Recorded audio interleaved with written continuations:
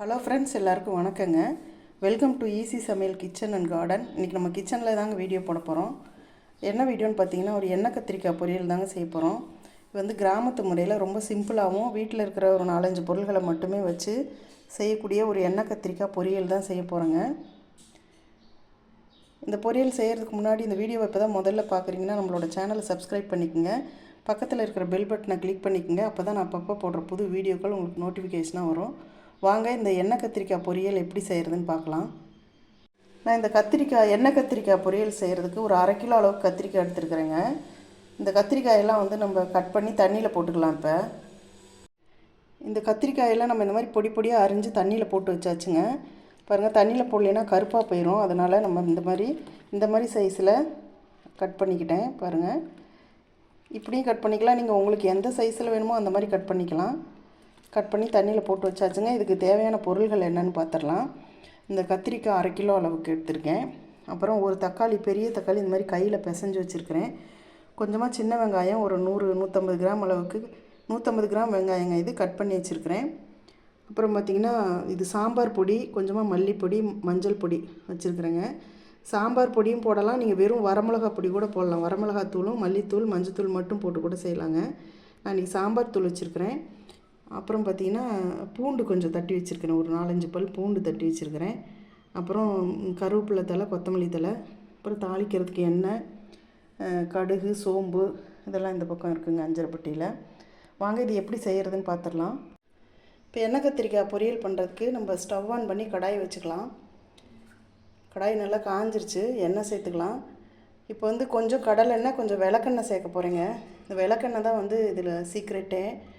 இந்த எண்ணெய் கத்திரிக்காய் செய்கிறதுக்கு வந்து ஒரு 4 ஸ்பூன் எண்ணெய் தேவைப்படுதுன்னா 2 ஸ்பூன் வந்து கடல் எண்ணெயோ அல்லது நீங்கள் பயன்படுத்துகிற எந்த எண்ணெய் வேணாலும் சேர்த்துக்கலாம். அது கூட ஒரு 2 ஸ்பூன் அளவுக்கு விளக்கெண்ணெய் சேர்த்து செஞ்சிங்கன்னா ரொம்ப நல்லாயிருக்குங்க. இது கிராமத்துலலாம் அந்த காலத்தில் பார்த்திங்கன்னா விளக்கெண்ணெய் சேர்த்து தான் செய்வாங்க. இப்போ 2 ஸ்பூன் கடல் எண்ணெய் சேர்த்துருக்குறேன். இப்போ 2 ஸ்பூன் அளவுக்கு விளக்கெண்ணெய் சேர்த்துக்கலாம். எண்ணெய் நல்லா காயட்டும். எண்ணெய் நல்லா காஞ்சிருச்சுங்க. கடுகு உளுந்து சேர்த்துக்கலாம் தாளிக்கிறதுக்கு. கடுகு உளுந்தும் போடணும், கொஞ்சமாக சோம்பும் போடணும். கொஞ்சம் சோம்பு போட்டு தாளிச்சிக்கலாம். இல்லை நல்லா பொரியட்டும். இந்த கடுகு சோம்புலாம் நல்லா பொரிஞ்சிருச்சுங்க. இப்போ வந்து நம்ம பூண்டு சேர்த்துக்கலாம். ஒரு 4 பல் பூண்டு இந்த மாதிரி தட்டி வச்சுருக்கிறேன், இதை சேர்த்துக்கலாம். பூண்டு சேர்த்து செஞ்சோம்னா ரொம்ப நல்ல மணமாக இருக்குங்க. அதுக்கு தான் பூண்டு சேர்க்குறேன். நம்ம கட் பண்ணி வச்சுருக்கிற சின்ன வெங்காயத்தை சேர்த்துக்கலாம். 150 கிராம் சின்ன வெங்காயம். நீங்கள் பெரிய வெங்காயம் சேர்த்தும் செய்யலாம். சேர்த்து நல்லா கலந்து விட்டுறலாம்.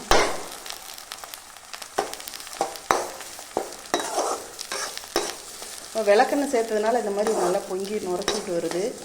இது இப்படி தாங்க வரும், அதனால் ஒன்றும் இல்லை. விளக்கெண்ணெயில் செய்யும்போது வந்து இது வந்து நல்ல நம்ம உடம்புக்கு ரொம்ப நல்லதுங்க, குளிர்ச்சியை கொடுக்கும். அதே சமயம் இதுக்கு வந்து கத்திரிக்காய் வந்து எண்ணெய் கத்திரிக்காய்ங்கிறது அப்போ தான் தெரியும், அந்த விளக்கெண்ணெயில் செய்யும்போது தான். செஞ்சு பாருங்கள், நல்லாயிருக்கும். இப்போ இது கூடவே கொஞ்சமாக கருவேப்பிலை சேர்த்துக்கலாம்.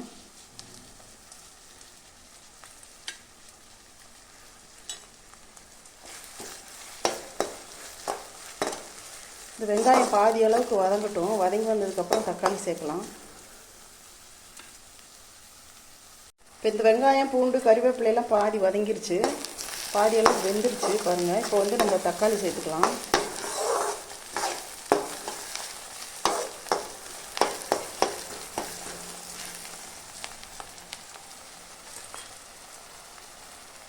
தக்காளி வந்து நான் ஒரு தக்காளி, பெரிய தக்காளி அந்த மாதிரி கையில் மசிச்சு வச்சுருக்கிறேன்.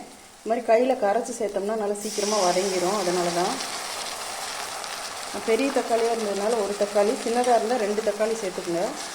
தக்காளி போட்டால் தான் நல்லாயிருக்கும் இந்த கத்திரிக்காய் பொரியலுக்கு. இந்த தக்காளி, பூண்டு, வெங்காயம் இதெல்லாம் நல்லா வதங்கி வரட்டும்.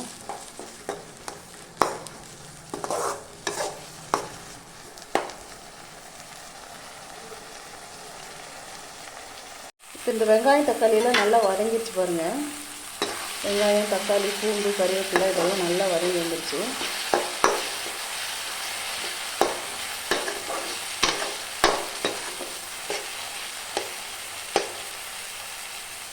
இப்போ வந்து நம்ம இதுக்கு தேவையான அந்த மசாலா பொடியெல்லாம் போட்டுக்கலாம்.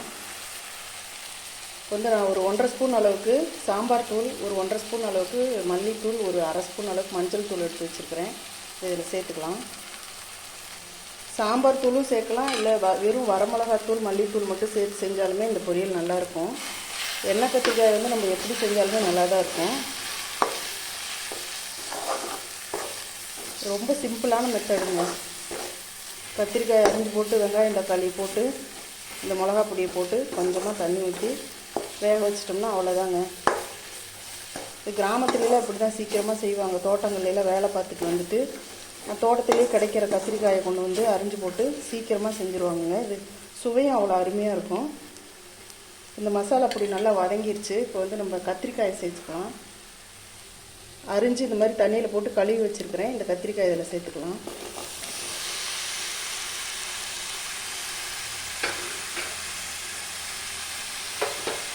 இதுக்கு தேவையான உப்பும் சேர்த்துக்கலாம். கல் உப்பு தான் சேர்க்குறேன். நல்லா இந்த மசாலா கூட கலந்து விட்டுறலாம்.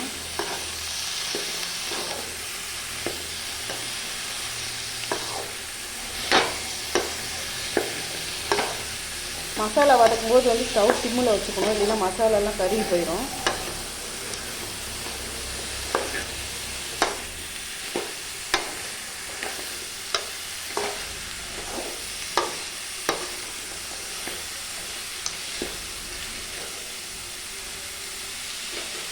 இப்போ வந்து இந்த கத்திரிக்காய் வேகிறதுக்கு தேவையான தண்ணி சேர்த்துக்கலாம். ஒரு கப் அளவுக்கு தண்ணி சேர்க்குறேன். ரொம்பவும் தண்ணி சேர்க்கக்கூடாது.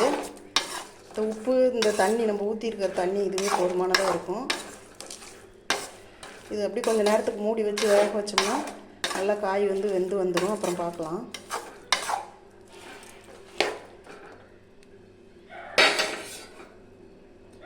இப்போ வந்து மூடி வச்சிடலாம். இப்போ நம்ம இதை மூடி வச்சு வேக வச்சு ஒரு 7 நிமிஷம் ஆயிடுச்சுங்க. திறக்கலாம். அப்படியே விட்டுறக்கூடாது, திறந்து பார்த்து நம்ம வந்து அப்பப்போ கிளறி விடணும். பாருங்கள், நல்லா தகன்னு வெந்துக்கிட்டு இருக்குது. இப்போ கத்திரிக்காய் ஒரு கிளறி விட்டுக்கலாம். அப்படியே விட்டுறக்கூடாது. நம்ம ஒரு 5 நிமிஷம் அல்லது 7 நிமிஷம் கழித்து திறந்து பார்த்து கிளறி விடணும். அப்போ தான் வந்து அந்த மசாலாலாம் ஒன்றும் சேர்ந்ததில் அடி பிடிக்காமல் நல்லா வெந்து வரும். பாதி அளவு வெந்துருச்சுங்க. இன்னும் ஒரு 5 நிமிஷத்துக்கு வெந்ததுன்னா ரெடி ஆயிரும். இப்போ திரும்ப மூடி வச்சிடலாம். இப்போ திரும்ப ஒரு 5 நிமிஷம் வேக வச்சாச்சுங்க. முதல்ல ஒரு 7 நிமிஷம் வந்துச்சு. இப்போ திரும்ப ஒரு 5 நிமிஷம் மூடி வச்சிட்டோம். பாருங்கள், இப்போ பார்க்கலாம்.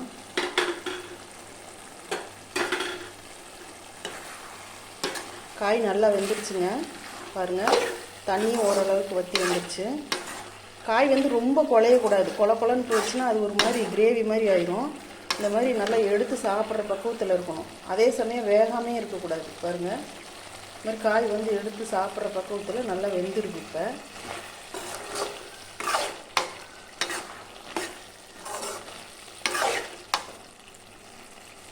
இப்போ வந்து இதுக்கு நம்ம தேங்காய் சேர்த்துக்கலாம். நான் வந்து தேவையான பொருட்கள் சொல்லும்போது தேங்காவை சொல்ல மறந்துட்டேன்.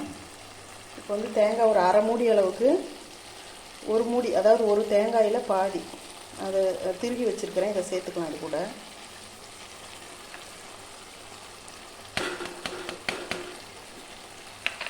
சேர்த்துட்டு இப்போ மல்லித்தலை ஒரு கைப்பிடி அளவுக்கு தூவிக்கலாம்.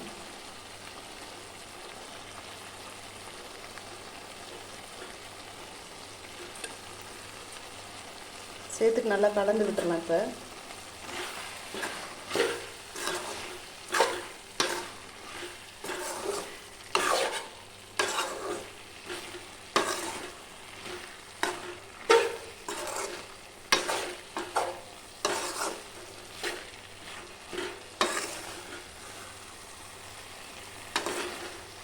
இப்போ வந்து எண்ணெய் கம்மியாக தாங்க சேர்த்துருக்கேன். ஏன்னா எண்ணெய் நிறைய சாப்பிட்றது வந்து ஆகாது. அதனால் கம்மியாக தான் சேர்த்துருக்கேன். உங்களுக்கு நிறைய வேணும்னா எண்ணெய் நிறைய இன்னும் கொஞ்சம் சேர்த்துக்கலாம் நீங்கள்.